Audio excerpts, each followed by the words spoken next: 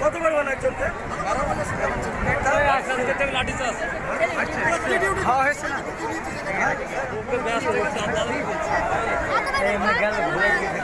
গরম করে না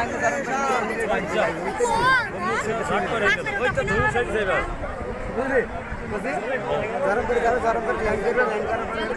দিলুটা সামনে গেল কলা বাগানে